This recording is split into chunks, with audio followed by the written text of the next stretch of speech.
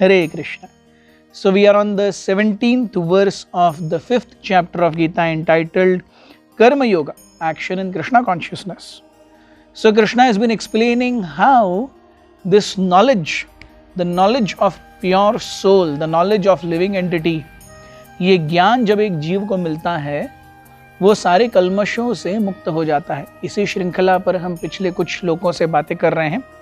भगवान इस श्रृंखला को आगे बढ़ाते हैं। भगवान कहते हैं तद्बुद्धयः तद आत्मानस तन्निष्ठा तत्परायणः गच्छन्ति अपुनरावृत्तिं ज्ञान निर्धूत कल्मषाः। When one's intelligence, mind, faith and refuge are all fixed in the Supreme, then one becomes fully cleansed of misgivings through complete knowledge and thus proceeds straight on the path of liberation. So tad buddhayah tad atmanas, ये तद क्या है? तद यानी वो ज्ञान जो हमें हम इस भौतिक जगत से अलग हैं ये समझाता है। That knowledge which actually gives us our real identification that I am not this body, I am not what I seem to be, जो मैं दिख रहा हूं वो मैं नहीं हूं। तद बुद्धयः, ये ज्ञान, जो बुद्धि इस ज्ञान से पूरी तरह से अभिभूत है, जो आत्मनः, दैट कॉन्शियसनेस जो इस ज्ञान से अभिभूत है और जो इस निष्ठा पूर्वक कार्य करता है और इस ज्ञान के प्रति परायण है। Yes, we see Krishna talks of 4 things: ऐसी बुद्धि, ऐसी चेतना, ऐसी निष्ठा और इस ज्ञान के प्रति परायणता। So if we see बुद्धयः and आत्मानस, बुद्धि और चेतना ये आंतरिक रूप से और निष्ठा और परायणता ये भौतिक रूप से। सो अपनी चेतना और अपनी बुद्धि आत्मज्ञान के प्रति समर्पित और अपने हर कार्य निष्ठा पूर्वक उस ज्ञान के प्रचार एवं आचार के लिए परायण, ऐसा जीवन जो कोई जिएगा। So this is a very healthy combination and complete Krishna consciousness. हम देखते हैं सनातन गोस्वामी और हरिदास ठाकुर के बीच में जगन्नाथपुरी में एक बहुत सुंदर प्रसंग है।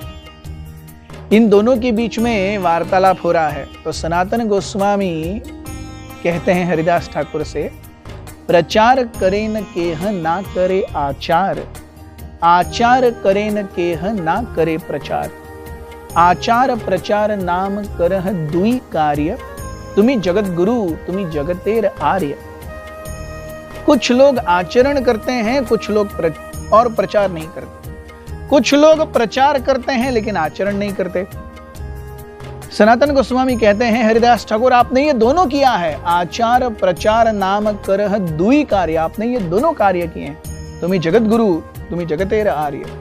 तो आचरण ये भौतिक स्तर पर है, I follow what I preach, और प्रचार ये हमेशा तत्वज्ञान का होता है।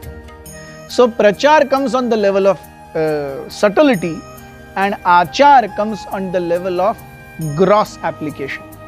उसी प्रकार यहाँ पे बुद्धयः एंड आत्मानः, these two things come on the level of subtlety, they are on the level of consciousness, and tad nishtha tad parayana, these two are on the level of physical application of this knowledge in one's life.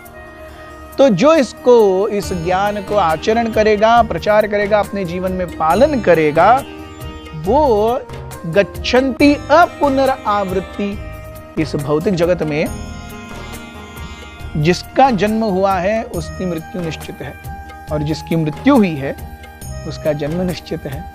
ये पुनरावृत्ति चलती रहती है, इसीलिए इसे समसार कहते हैं। समसार, the complete essence of this material world is keep on going, keep on coming back, keep on going, keep on coming back. जो कोई भी अपने जीवन में इस शास्त्र को लेकर के आगे बढ़ता है, गच्छन्ति अपुनरावृत्ति, वो फिर से पुनरावृत्ति में नहीं जाता। क्यों? इस ज्ञान से निर्धूत कल्मषः, इस ज्ञान से उसके सारे कल्मष नष्ट हो जाते हैं। ऐसे ही आचार और प्रचार करने वाले एक महान वैष्णव की जन्मस्थली के यहाँ हम हैं। पाजक क्षेत्र श्रीपाद मध्वाचार्य की जन्मभूमि आप यहाँ देख रहे हैं। हम यहाँ मणिमंत तीर्थ पे खड़े हैं, जिसकी स्टोरी के बारे में हम आपको बताएंगे और यहाँ का दर्शन भी कराएंगे। आइए पहले दर्शन लेते हैं।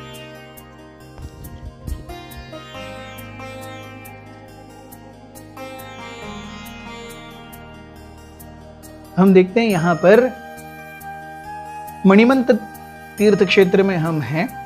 मध्वाचार्य जी की जन्मभूमि पाजक क्षेत्र।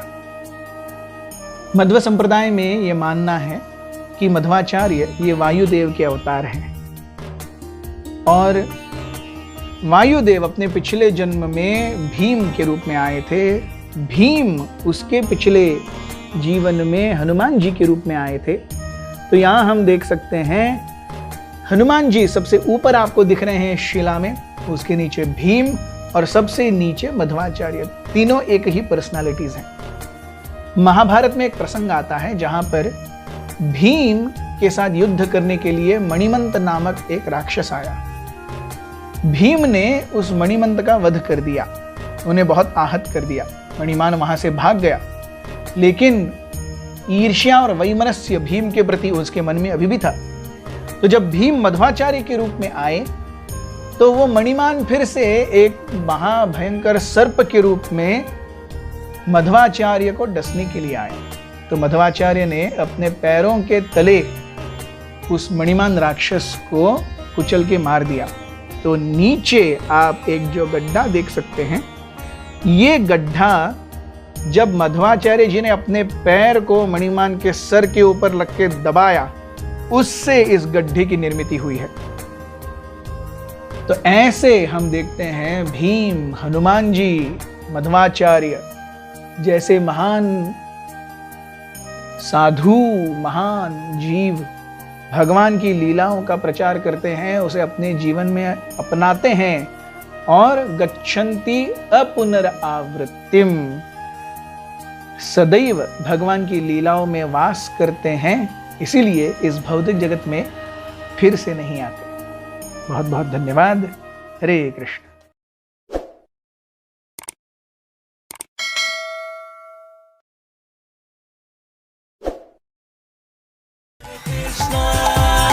Krishna Krishna Krishna